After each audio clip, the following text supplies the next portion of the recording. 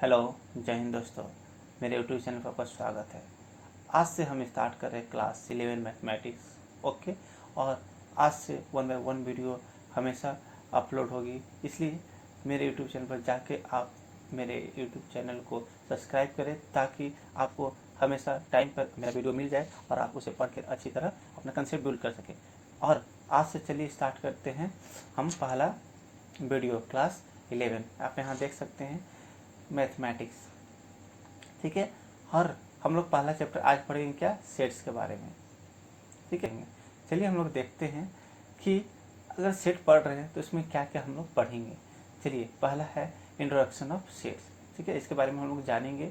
फिर उसके बाद सेट एंड देयर रिप्रेजेंटेशन, फिर type of sets, subset and power sets, set operations, Venn diagrams, D Morgan's law, important properties, इस सब के बारे में हम लोग पढ़ेंगे, ठीक है। लेकिन अभी फर्स्ट वीडियो में हम सेट क्या होता है, पहले हम इसका डेफिनेशन जानते हैं, उसके बाद मैं अच्छी तरह से आपको समझाता हूँ कि सेट क्या होता है। A set is a well defined collection of distinct object, ठीक है। मतलब ऑब्जेक्ट क्या हो गया, यूनिवर्स में जितना भी living things, non living things है, उसको हम लोग क्या बोलेंगे, ऑब्जेक्ट्स बोलेंगे, ठीक है। उसको एलिमेंट के भी नाम से बोल सकते हैं, ये मेंबर्स बोल सकते हैं, ठीक है, ये सब बोल सकते हैं। और वो डिस्टिंक्ट ऑब्जेक्ट का ही कलेक्शन होना चाहिए, लेकिन क्या होना चाहिए, मेरा वेल डिफाइन होना चाहिए। क्या होना चाहिए, वेल डिफाइन, तभी हम उसको सेट कहेंगे। इसका ये डेफिनेशन है कि यूनिवर्स में जितना भी living thing, non living things है, उसी को ऑब्जेक्ट कर रहे हैं, या मेंबर बोल रहे हैं, या एलिमेंट बोल रहे हैं, ठीक है। उसी का कलेक्शन होना चाहिए, लेकिन क्या होना चाहिए, मेरा वेल डिफाइन होना चाहिए, उसको हम लोग सेट कहेंगे, ठीक है। जैसे देखते हैं, सेट सारा चीज़ का कलेक्शन को सेट नहीं कहेंगे, वेल डिफाइन होना चाहिए पहला बात। दूसरा, वो डिस्टिंक्ट ऑब्जेक्ट होना चाहिए, उसी का कलेक्शन को हम लोग सेट कहेंगे, ठीक है। जैसे हम लोग एग्जाम्पल देख रहे हैं, यहाँ पे मैं कलर चेंज कर ले रहा हूँ, एग्जाम्पल ले रहा हूँ कि वोवेल्स इन इंग्लिश, ठीक है। जैसे AEIOU होता है, आप लोग बचपन से जानते हैं, पढ़ते आए हैं, ठीक है। नेचुरल नंबर 1 2 3 4 etc, ठीक है। ये 1 2 3 4 डॉट डॉट चलते रहेगा, या डे ऑफ वीक, इससे क्या पता चल रहा है कि पर्सन टू पर्सन वेरी नहीं करेगा, ठीक है। मैं आपसे भी पूछूंगा तो आप भी जवाब देंगे क्या, AEIOU। किसी और से भी पूछेंगे वोवेल क्या होता है, AEIOU, वो ही बोलेंगे, ठीक है। और नेचुरल नंबर किसी से पूछेंगे तो सेम बोलेंगे, मतलब पर्सन टू पर्सन कॉमन हो रहा, कॉमन आंसर आ रहा, ठीक है। अगर person to person common answer नहीं आ रहा, वो मेरा सेट नहीं होगा, ठीक है। इसलिए बोला गया है कि well defined collection of distinct object, ठीक है। और इसमें ये भी है, डिस्टिंक्ट क्यों बोल रहे हैं, डिस्टिंक्ट इसलिए बोल रहे हैं, देखिए जैसे यहाँ पे A, फिर AEIOU मैं लिखा, ये सेट है कि नहीं सेट है, ये सेट है कि नहीं, नहीं है, क्यों, क्योंकि ए 2 बार आ गया, ठीक है, एक यहाँ एक यहाँ, तो डिस्टिंक्ट तो नहीं हुआ। इसलिए ये अगर नहीं होता है तब जाके हम उसको सेट बोलेंगे, लेकिन अगर ये रहा तो इसको सेट नहीं बोलेंगे, क्योंकि डिस्टिंक्ट ऑब्जेक्ट नहीं हो रहा है, ठीक है। और सेट को ये भी बता दें कि हम लोग कर्ली ब्रैकेट में इसको दिखाते हैं, ठीक है। और उसके अंदर में एलिमेंट हम लोग लिखते हैं, एलिमेंट लिखेंगे या ऑब्जेक्ट बोल भी सकते हैं, ठीक है। हम लोग पता चला कि पर्सन टू पर्सन क्या होना चाहिए, वेरी नहीं करना चाहिए। अगर पर्सन टू पर्सन वेरी कर जाता है वो मेरा सेट नहीं है, ठीक है। जैसे कोई भी एग्जांपल देख लीजिए, vowel in English AEIOU, natural number, whole number, day of week, या हम लोग एग्जांपल दे रहे हैं कि अभी जो क्लासरूम में हम लोग हैं, या आप जहाँ पढ़ रहे हो, जितना भी स्टूडेंट लोगों, ये भी हम सेट में कंसीडर करेंगे, क्योंकि आप क्लास 9 में जितने स्टूडेंट हैं उसी को ही वेल डिफाइंड है कि नहीं है, कि आप क्लास 9 में हैं, जितने भी हैं उसका एक आइडेंटिटी है, ठीक है। तो वो एक वेल डिफाइंड हो गया, ठीक है, वो भी एक एग्जाम्पल हो गया। आपका क्लासरूम को भी क्या बोल सकते हैं, जितना भी स्टूडेंट कंटेंट होता, मतलब कंटेंट है, जितना लोग हैं उसको हम लोग क्या कहेंगे, सेट कहेंगे, ठीक है। चलिए आगे देखते हैं। सेट समझ गए कि पर्सन टू पर्सन वेरी नहीं करना चाहिए, अगर पर्सन टू पर्सन वेरी करता तो वो सेट नहीं है, ठीक है। समझ में आया। चलिए आगे देखते हैं, अगर नहीं आया तो क्वेश्चन से आपको अच्छी तरह से समझ आ जाएगा। अभी मैंने सिर्फ समझाया है, चलिए आप क्वेश्चन से समझते हैं। देखिए, इतना समझाने के बाद हम आपको NCERT का एक्सरसाइज 1.1 ले आए हैं, ताकि आप अच्छी तरह से समझ सकें, ठीक है। चलिए देखते हैं यहाँ पे। पहला क्या लिखा है, यहाँ बताना है हमको which of the following are the sets, ठीक है। तो पहला हमको बताना है कि collection of all the month of the year beginning with the letter J, with the letter J, ठीक है। तो हम लोग मंथ का ईयर पता है कितना होता है, ईयर में कितना मंथ होता है, 12 मंथ होता है, जनवरी फरवरी मार्च अप्रैल मई जून जुलाई अगस्त सितंबर होता है ना। तो अब देखिए जे से कौन कौन सा स्टार्ट होता है, तो आप भी बोलेंगे जनवरी, ठीक है, फरवरी तो नहीं बोलेंगे, मार्च नहीं बोलेंगे, अप्रैल नहीं बोलेंगे, मई नहीं बोलेंगे, लेकिन फिर जून बोलेंगे, फिर जुलाई अगस्त सितंबर अक्टूबर नवंबर दिसंबर, कुछ नहीं। ये मेरा 3 क्या हो गया, सेट बनेगा। आपसे भी पूछेंगे तो आप भी यही बताएंगे, किसी और से पूछेंगे यही बताएंगे, मतलब कॉमन आंसर है, ठीक है। पर्सन टू पर्सन वेरी नहीं कर रहा, ठीक है। तो ये मेरा आंसर हो जाएगा, मतलब ये मेरा सेट है। ओके, तो ये मेरा सेट है। अब देखिए collection of 10 most talented writer of India. अब देखिए यहाँ पे क्या है कि इंडिया में जो मोस्ट टैलेंटेड राइटर है उसका कलेक्शन बताना है, कम से कम 10, ठीक है। तो ये सेट में लिखेंगे, लेकिन आपका कुछ आंसर और होगा, मेरा कुछ और मोस्ट टैलेंटेड राइटर लिखेंगे, किस आपके फ्रेंड लिखेंगे तो कुछ और लिखेंगे, मतलब कॉमन आंसर नहीं आ रहा, पर्सन टू पर्सन वेरी कर जाती है, ये सेट नहीं है। समझ आया। अब देखिए तीसरा, a team of 11 best cricket batsman of the world. देखिए यहाँ बेस्ट आ गया, बेस्ट तो अपना कुछ भी ले सकते हैं, मेरा बेस्ट क्रिकेट टीम कुछ और हो सकता है, आपका बेस्ट क्रिकेट कुछ बैट्समैन कुछ और हो सकता है, ठीक है। तो आप अपना कुछ 11 टीम अलग बना सकते हैं, हम कुछ अलग बना सकते हैं, बना सकते हैं कि नहीं बना सकते हैं। तो ये भी सेट नहीं कहलाया, मतलब कॉमन आंसर नहीं आ रहा, पर्सन टू पर्सन क्या कर रहा है, वेरी कर जा रहा है। अब पर्सन टू पर्सन वेरी नहीं करेगा तभी हम बोलेंगे क्या, ये मेरा सेट है। समझ में आया। अब देखिए collection of all boys in your class, हमारे क्लास में जितने भी बॉयज हैं उसका कलेक्शन क्या हो गया, वो भी सेट कहलाएगा, क्योंकि दूसरा कोई भी बताएगा तुम्हारे क्लास का तो वही जो दूसरा एनीबडी कोई भी बताएगा कि तुम्हारे क्लास में ऑल बॉयज के कलेक्शन तो सेम ही बताएगा, कॉमन आंसर आएगा, पर्सन टू पर्सन वेरी नहीं करेगा।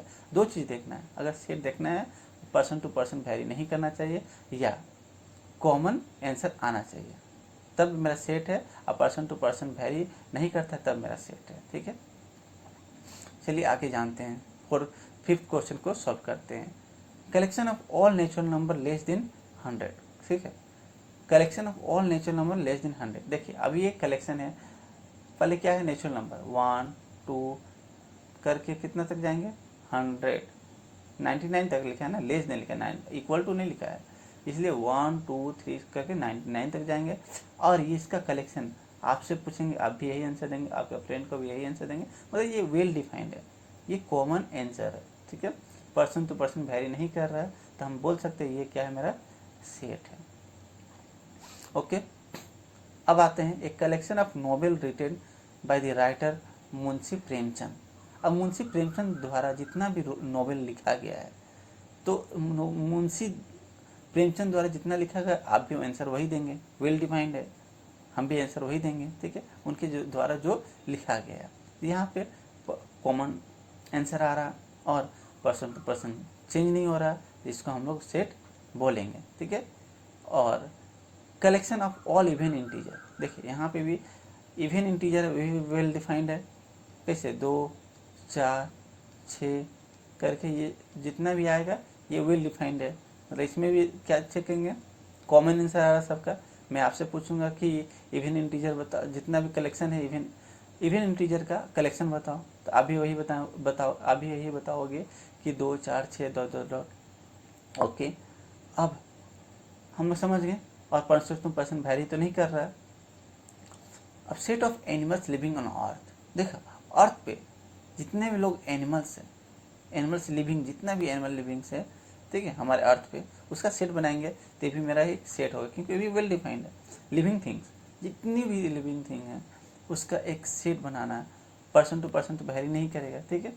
ये बेस्ट नहीं बोला, अगर बेस्ट बोल देता या कुछ बैड बोल देता तब सब उसके अकॉर्डिंग आपका अलग चॉइस हो सकता था। लेकिन यहाँ पे जितने भी एनिमल लिविंग्स हैं अर्थ पे, उसका एक सेट लेना है। तो एक मेरा एक सेट कहलाएगा, पर्सन टू पर्सन वेरी नहीं करेगा, क्योंकि जितने भी अर्थ पे लिविंग थिंग्स हैं वो सारे आ जाएंगे सेट में, ठीक है।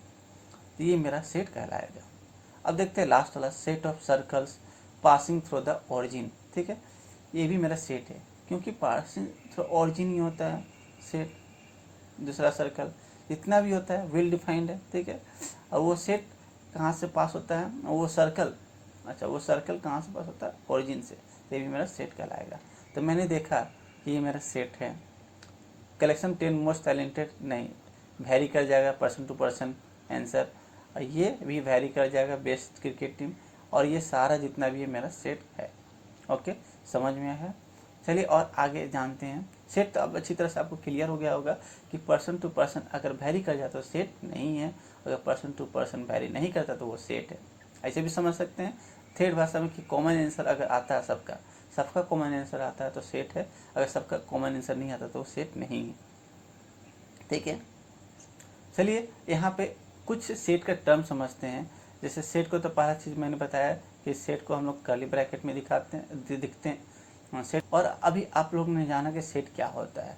अब सेट को एक चीज़ और बताते हैं, तो सेट को रिप्रेजेंट करते हैं कैपिटल लेटर से, कुछ भी लेटर से कर सकते हैं, जैसे कैपिटल लेटर्स की, और जितना भी एलिमेंट है उसको स्मॉल लेटर से, ठीक है। जैसे बी भी कुछ मान सकते हैं, कुछ भी से दिखा सकते हैं अपना सेट को, 1 2 3, यहाँ पे ए बी सी कुछ भी मान लीजिए, ठीक है। ये दिखाने का तरीका है। और यहाँ पे मैं एक चीज़ और बताना चाहता हूँ कि आप लोग टर्म्स जान रहे होंगे, बिलोंग, इसको बिलोंग बोलते हैं, बिलोंग टू, इसको नॉट बिलोंग टू, ठीक है, इस तरह लिखा रहता है। तो मुझे यहाँ पे बताना है कौन सा बिलोंग कर रहा है, कौन सा बिलोंग नहीं कर रहा सेट में, ठीक है। तो देखिए एक सेट दिया हुआ है मेरा 1 2 3 4 5 6, ठीक है। अब ये सेट में मेरा 5 बिलोंग कर रहा है कि नहीं कर रहा, ठीक है, ये मुझे बताना है। तो बताइए 5 में इसमें है, हाँ है, तो ये क्या कर रहा है, बिलोंग कर रहा है, इस बताना है इसको, ठीक है। अब देखिए 8 ये सेट में है, अगर सेट में है तो बिलोंग होगा और बिलोंग टू होगा, ठीक है। अगर सेट में 8 नहीं है तो नॉट बिलोंग टू होगा। ओके, अब यहाँ पे देखिए 0 है, इसमें 0 नहीं है तो नॉट बिलोंग टू। समझिए बिलोंग टू क्या होता है, अगर सेट में वो एलिमेंट है तो उसको बिलोंग है, अगर वो सेट में वो एलिमेंट नहीं है तो नॉट बिलोंग टू है। सिर्फ यही हमें अच्छी तरह से समझना है और सॉल्व करना अपना आंसर, सॉल्व करना अपना क्वेश्चन को। 4 बिलोंग है ए में या नहीं, है, हमको साफ साफ दिख रहा है। यहाँ पे देखिए, यहाँ 2 बिलोंग है, यस है। 10 बिलोंग है, नहीं है, ठीक है। इस तरह हम लोग इसको सॉल्व कर सकते हैं। अच्छी तरह से समझ आया कि सेट क्या होता है। सेट को हम लोग कैपिटल लेटर से दिखाते हैं रिप्रेजेंट करने के लिए, और उसका अंदर के जितने एलिमेंट है उसको स्मॉल से दिखाते हैं, ठीक है। यहाँ पर आप लोग देख सकते हैं, ठीक है। और सेट हम लोग जाना कि पर्सन टू पर्सन क्या होता है, वेरी नहीं करता है, और कॉमन आंसर आना चाहिए, ठीक है। यही हमारा सेट है। चलिए आगे हम लोग देखते हैं। सेट पढ़ लें तो इसका रिप्रेजेंटेशन हम लोग 2 वे में कर सकते हैं। कैसे, देखिए सेट को हम लोग रिप्रेजेंट कर सकते हैं 2 तरीका में, एक रोस्टर फॉर्म, एक सेट बिल्डर फॉर्म, ठीक है। रोस्टर फॉर्म में क्या करते हैं, जितना भी एलिमेंट है उसको डायरेक्ट एक ब्रैकेट में लिस्टेड कर देते हैं, कॉमा से सेपरेट करके, ठीक है, उसको हम लोग रोस्टर फॉर्म करते हैं, ठीक है। अब लोग क्या बताया हम कि रोस्टर फॉर्म में क्या होता है कि कोई भी सेट में जितना भी एलिमेंट होता है उसको हम लोग एक ब्रैकेट के अंदर सारा टर्म को लिख देते हैं, वही मेरा क्या हो गया, रोस्टर फॉर्म, ठीक है। और सेट बिल्डर फॉर्म में क्या होता है कि कुछ जो भी है उसको हम रूल या प्रॉपर्टी मेथड के थ्रू लिखते हैं, उसको हम लोग सेट बिल्डर फॉर्म कहते हैं, ठीक है। मतलब ठेठ भाषा में बोलेंगे तो इसको फिगर के रूप में लिखेंगे, जैसे 1 2 3 4 5 ये फिगर है, और सेट बिल्डर फॉर्म में वर्ड के रूप में लिखेंगे, ठीक है। यहाँ दिख रहा है सिंपल वर्ड के रूप में, इसको एक तरह से इनडायरेक्टली लिखा हुआ है, इसको डायरेक्टली लिखा हुआ है, ठीक है। जैसे आप देखिए रोस्टर फॉर्म में मैंने क्या बताया कि जितना भी एलिमेंट है उसको एक ब्रैकेट के अंदर में लिस्टेड करते हैं, वही मेरा रोस्टर फॉर्म हो गया। और सेट बिल्डर फॉर्म क्या हो गया, रूल और प्रॉपर्टी मेथड से हम लोग जो लिखते हैं उसी एलिमेंट को रूल या प्रॉपर्टी मेथड से लिखते हैं, उसको हम लोग क्या बोलेंगे, सेट बिल्डर फॉर्म। अब ये देखिए यहाँ पे मैंने दो एग्जांपल दिए, यहाँ दिया है और यहाँ दिया है, दोनों एक ही है लेकिन लिखने का तरीका बदल गया सेट का। दोनों का कॉमन आंसर है। आपसे पूछें आप यही बताएंगे, दूसरे से पूछेंगे वही बताएंगे। रोस्टर फॉर्म का 1 2 3 4 5 होता है, इसका भी 1 2 3 4 5 होता है। चलिए जानते हैं कैसे। इसका तो डायरेक्टली लिस्टेड कर दिया हम इसका तो डायरेक्टली लिस्ट कर दिए हैं 1 2 3 4 5, ठीक है। अब इसका देखते हैं कैसे हो गया। क्या लिखा हुआ है, x is the natural number. X क्या नेचुरल नंबर है, तो नेचुरल नंबर हम लोग जानते हैं क्या, 1 2 3 4 5 करके इसे बढ़ते रहता है, हम लोग जानते हैं, ठीक है। और ये क्या बोला, लेस देन 6, ठीक है। तो 6 से ज़्यादा नहीं जाना है, तो 6 को लेंगे नहीं, तो मेरा यही बचा 1 2 3 4 5। तो देखिए इसमें भी मेरा हम लिख सकते हैं कि नहीं, अगर हमको रोस्टर फॉर्म बदलना है तो मतलब जितना एलिमेंट है उसको डायरेक्टली ब्रैकेट के अंदर सब कॉमा से सेपरेट करके लिख सकते हैं 1 2 3 4 5, ठीक है। देखिए इसका भी आंसर यही आ गया कि नहीं आ गया। इसीलिए क्या बोला हम कि रोस्टर फॉर्म में जितने भी एलिमेंट है उसको डायरेक्टली लिस्टेड कर देते हैं ब्रैकेट के अंदर, और सेट बिल्डर फॉर्म में ब्रैकेट के अंदर क्या करते हैं, रूल प्रॉपर्टी मेथड के थ्रू लिखते हैं, ठीक है। और दोनों क्या होता है, सेम सेट होता है। समझ में आया। अब चलिए इसको भी हम लोग अच्छी तरह से अगर समझ गए तो क्वेश्चन करना जरूरी है, बिना क्वेश्चन किए हम लोग कंसेप्ट कैसे बिल्डअप करेंगे। चलिए जानते हैं आगे। देखिए मैं यहाँ पे आप लोग को समझाने के बाद यहाँ पे क्वेश्चन ले आया हूँ ताकि आप अच्छी तरह से समझ सकें, ठीक है। अब देखिए यहाँ पे रोस्टर फॉर्म मैंने क्या बोला, डायरेक्टली लिस्ट किया जाता है।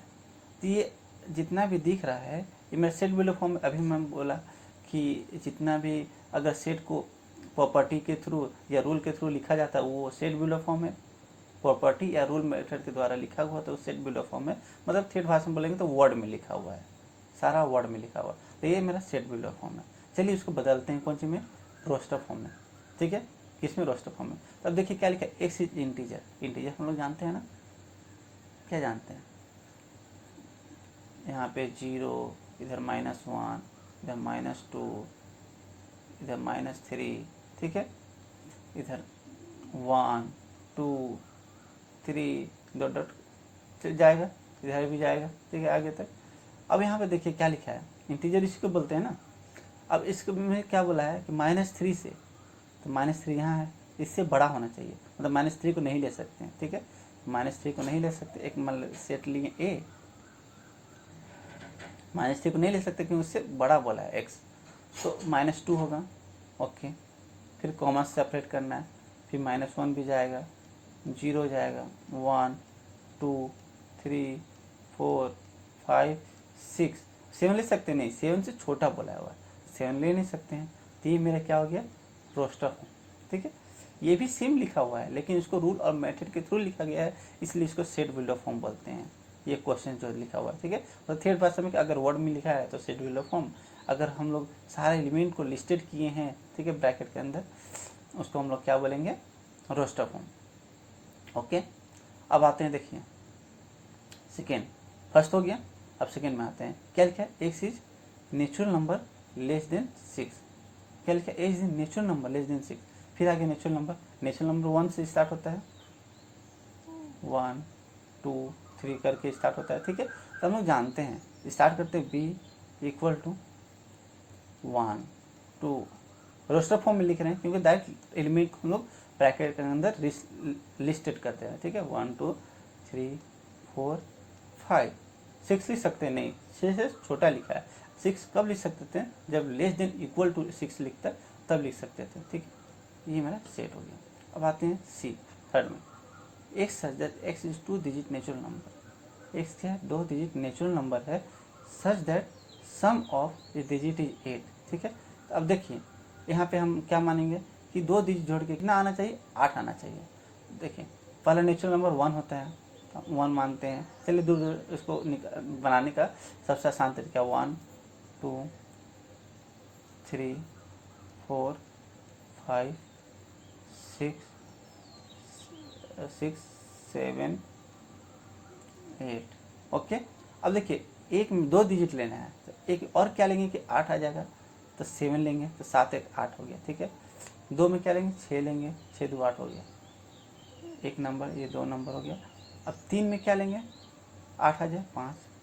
ठीक है, उसके बाद 4 के साथ क्या लेंगे 4 लेंगे। ओके, 44 हो गया। 5 के साथ 3 लेंगे 53, और 6 के साथ 2 लेंगे तब हो जाएगा 62। 6 2 8 हो गया ना, और 7 1 8 लेंगे 71, और 8 0 लेंगे 80। ठीक है, इतना ही मेरा एलिमेंट होगा। इसमें क्या बोला गया था 2 डिजिट लेना था नेचुरल नंबर, जिसका डिजिट का सम क्या होना चाहिए था 8 होना चाहिए था। तो 1 7 7 1 8 हो गया, 2 6 6 2 8 हो गया, 5 3 8 हो गया, 4 4 8 हो गया, 5 3 8 हो गया। ठीक है, इतना ही नंबर होगा जो मेरा रोस्टेड फॉर्म के अंदर लिख सकते हैं। ठीक है, ये मेरा सेट कहलाएगा। समझ में आ रहा है कि हम लोग क्या कर रहे हैं, एलिमेंट को डायरेक्टली लिस्टेड कर दे रहे हैं ब्रैकेट के अंदर, उसको हम लोग क्या बोलते हैं रोस्टर फॉर्म। और जो मेरा वर्ड में लिखा हुआ है रूल मेथड के थ्रू, उसको हम लोग सेट बिल्डर फॉर्म करते हैं। चलिए आते हैं, x is prime number which is divisor of 60। ठीक है, अब हम लोग जानते हैं डिवाइजर क्या होता है दोस्तों। डिवाइजर आप लोग पढ़ेंगे तो बताइए क्या होता है कि कौन कौन सा, पहले प्राइम नंबर बोला है। प्राइम नंबर क्या होता है, हम लोग जानते हैं प्राइम नंबर क्या होता है। चलिए इसको हटा देते हैं।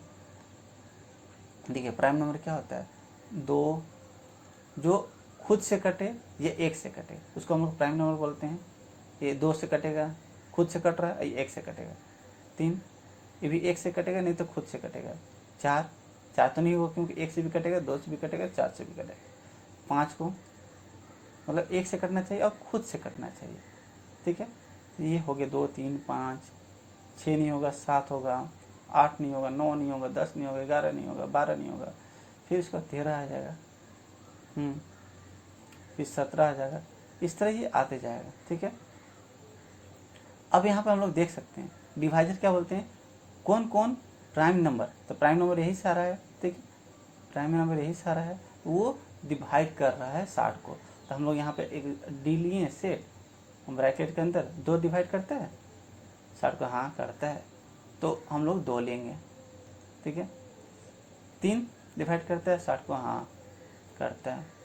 5 करता है, 7 नहीं करता है, 13 नहीं करता है, और 17 नहीं करता है। फिर उसी तरह 19 देख लेंगे, 23 देख लेंगे, मतलब नहीं करता है। 2 3 5 क्या हो गया, वो मेरा सेट हो गया। समझ में आया। और 2 में आपको नहीं, ये मैं बता देता हूँ, बहुत इंपॉर्टेंट है। अब देखिए यहाँ ट्रिगोनोमेट्री का वर्ड लिखा हुआ है, मतलब ये सेट बिलो फॉर्म में लिखा हुआ है, हमको किस में बदलना है, रोस्टर फॉर्म में। चलिए हम लोग देखते हैं। ठीक है, चलिए हम लोग देखते हैं क्या लिखा हुआ है यहाँ पे। देखिए ट्रिग्नोमेट्री मैंने यहाँ पे बताया था फर्स्ट में ही कि जैसे एक सेट ले लेते हैं, कहाँ गया इरेजर, चलिए ई सेट ले लिए। ठीक है, क्या मैं ई ले लिए सेट। अब इसमें क्या लिखेंगे, सारा चीज़ लिख देंगे। मैंने क्या बताया था उस समय कि डिस्टिंक्ट होना चाहिए, रिपीट नहीं करना चाहिए। अगर उसको हम सेट में लिख रहे हैं तो वो डिस्टिंक्ट होना चाहिए। अब आते हैं टी, ओके, फिर comma R, comma I, comma G, comma O, comma N. उसके बाद फिर देखिए ओ लिखा है, ओ मैंने लिख चुका है, तो इसको ओ फिर रिपीट नहीं करेंगे, इसलिए हम लोग नहीं लिखेंगे। फिर एन, फिर ई, फिर टी। टी देखेंगे यहाँ पे हम लिख चुके हैं, तो टी नहीं लिखेंगे।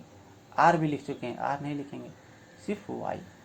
ठीक है, ये देखिए सारा डिस्टिंक्ट है, तो ये मेरा सेट हो जाएगा ट्रिग्नोमेट्री का। कोई भी वर्ड दिया हुआ है अगर सेट बिलो फॉर्म में, ठीक है, अगर उसको रोस्टर में बदल रहे हैं तो सेट में मैंने बताया कि वो डिस्टिंक्ट होना चाहिए। तो देखिए जो जो एलिमेंट रिपीट कर रहा था उसको एक बार लिखा है। ठीक है, समझ में आया। और इसी तरह आप इसको बना लीजिएगा, ये आपके लिए होमवर्क है। ओके, चलिए अब सेट बिलो फॉर्म में भी हम लोग देख लेते हैं। ये हम लोग सीखा कि सेट बिलो फॉर्म से रोस्टर में कैसे बदलते हैं, अब रोस्टर से सेट बिलो फॉर्म में कैसे बदलेंगे। चलिए आइए, यहाँ मैंने लिख दिया है, ठीक है। इसको मैं नीचे ले आता हूँ।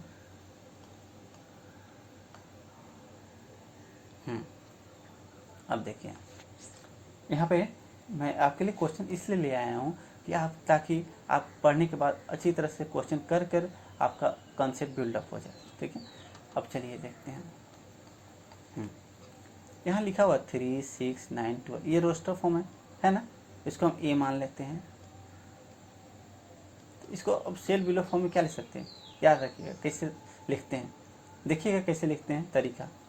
पहले एक्स लिखें, सच दैट, इसको सच दैट बोलते हैं। फिर X is X equal to 3x होगा ना,